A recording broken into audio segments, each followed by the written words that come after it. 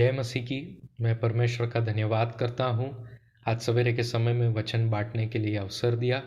साथ ही साथ मैं WCDC का धन्यवाद करता हूँ दैनिक वचन कार्यक्रम के द्वारा कि मैं आपके साथ संदेश बांट सकूँ। यह अवसर देने के लिए धन्यवाद। आइए हम वचन का एक भाग देखेंगे। यूहन्ना रचित सुसमाचार उसका 3 अध्याय और पहले वचन ऐसा कहता है, फरीसियों में निकोदिमस नाम का एक मनुष्य था जो यहूदियों का सरदार था। ये वचन हमें परिचय कराता है निकोदिमस के बारे में। निकोदिमस कौन था? निकोदिमस फरीसियों में एक ऐसा व्यक्ति था और वो यहूदियों में सरदार था। उसका पहचान और उसके पास जो धन था, बहुत धन था। फरीसी होने के नाते वो काफ़ी चीज़ों में अपने व्यवस्था के पालन करने के विषय में चुस्त था। और एक फरीसी एक ऐसा व्यक्ति है जो व्यवस्था को बराबर पालन करेगा।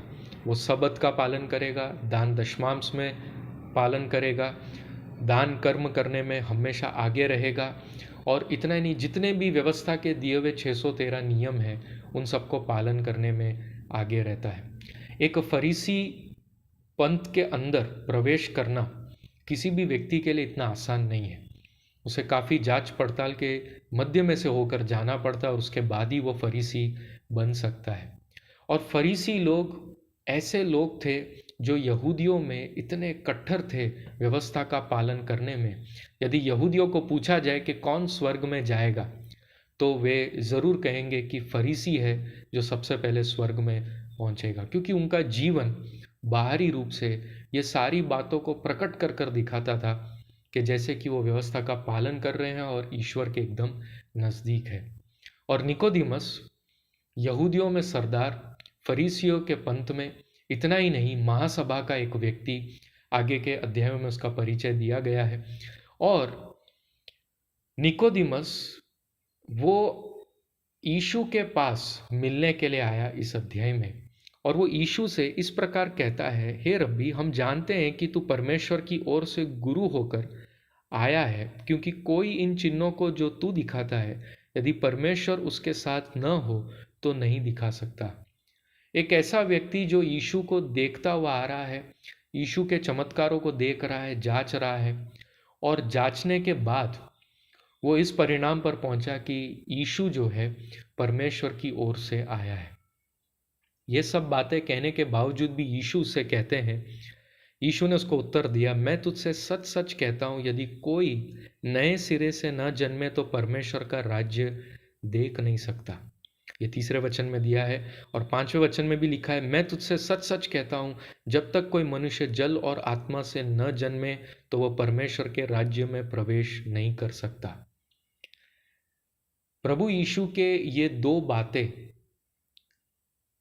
फरीसियों में से निकोदिमस, यहूदियों के सरदार निकोदिमस, एक धनवान व्यक्ति, व्यवस्था का पालन करने वाला एक चुस्त व्यक्ति, महासभा का एक सदस्य, उसे इस बात का एहसास आता है कि मैं स्वर्ग में प्रवेश नहीं कर सकता क्योंकि मेरा नया जन्म नहीं हुआ है। नया जन्म होना ये क्या है? मनुष्य और परमेश्वर, उसके बीच में एक झगड़ा हो गया। जब आदम ने पाप किया तो मनुष्य और परमेश्वर का जो संबंध है वो टूट गया, और मनुष्य के वजह से ये संबंध टूट गया और मनुष्य मुंह फेर कर अपने रास्ते को पकड़कर चलने लगा। और परमेश्वर ने मनुष्य को व्यवस्था का रास्ता दिखाया, फिर भी मनुष्य अपने गिरे हुए अवस्था में ही रह गया।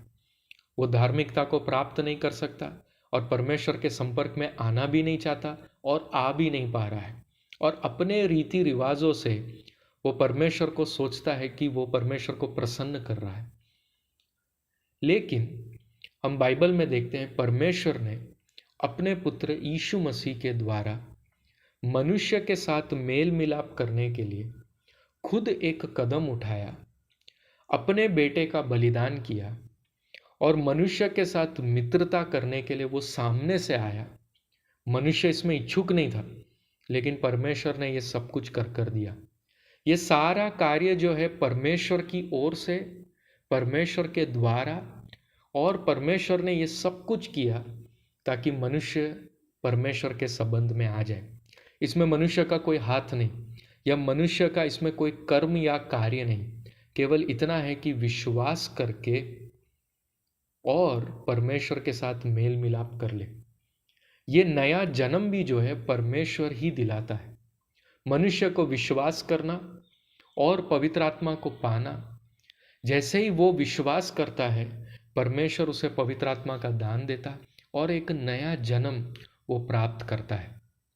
ये शारीरिक रीति से नहीं है, किसी रीति रिवाज के द्वारा नहीं है, ये बपतिस्मा के द्वारा भी नहीं है। बपतिस्मा बाद का कदम है।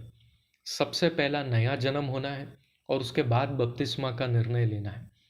नया जन्म होने से इंसान को यह एहसास आता है कि मैं गिरा हुआ अवस्था में हूँ, मेरे काम कितने घृणित हैं, और वो पाप से नफरत करना शुरू करता है।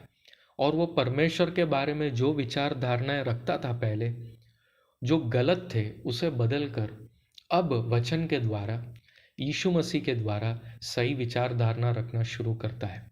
इसे कहते हैं एक तरह से मन फिराव करना।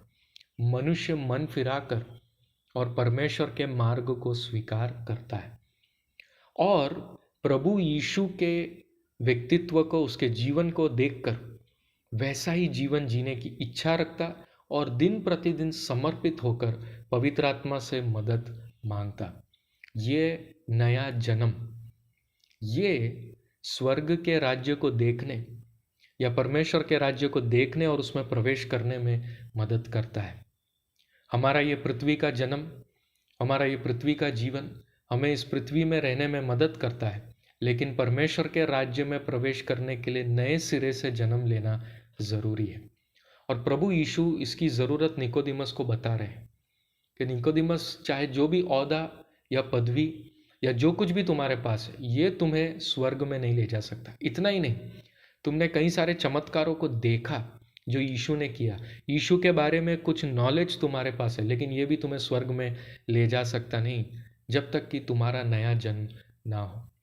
मैं अपने श्रोताओं को प्रोत्साहित करता हूँ, इस नए जन्म के विषय में आप विचार करें और एक निर्णय ले और परमेश्वर से मांगे, वो आपको नया जन्म देगा। प्रभु यीशु पर विश्वास करने से इसे प्राप्त किया जाता है।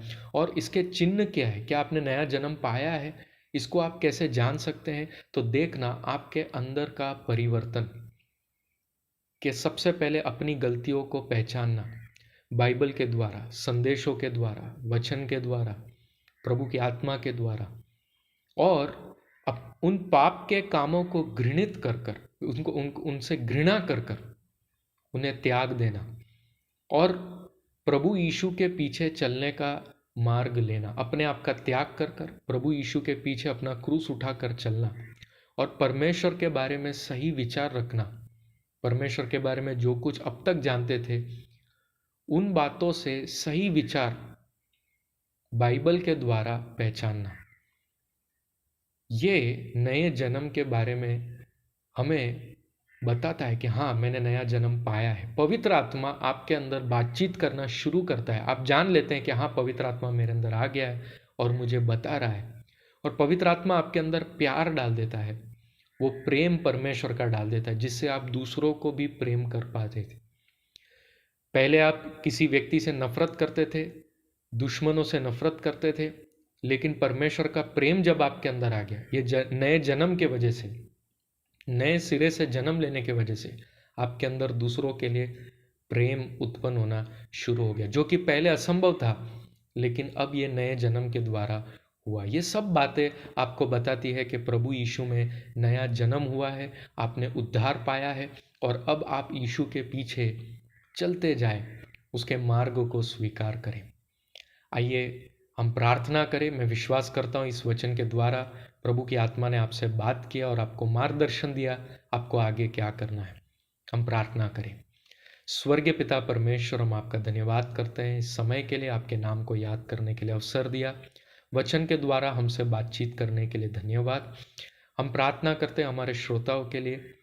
प्रभु, हम विनती करते हैं कि नए जन्म के बारे में जानकर और आपसे वो प्राप्त कर कर, उद्धार पाकर प्रभु यीशु के पीछे चलते जाए ताकि अनंत जीवन को प्राप्त करें।